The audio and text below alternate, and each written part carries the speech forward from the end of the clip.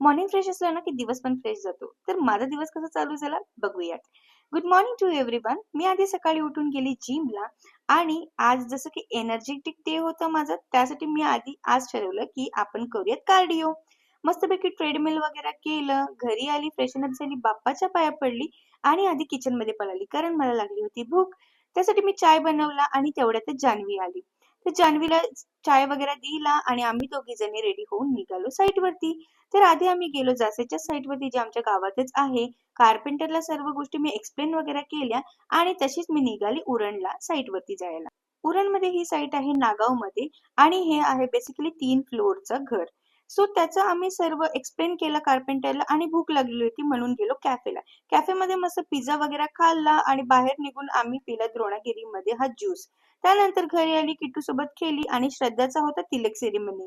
So मी तिच्यासाठी मेहंदी काढली. असा होता आजचा डे. भेटूयात आपण नेक्स्ट व्लॉगमध्ये. Bye bye.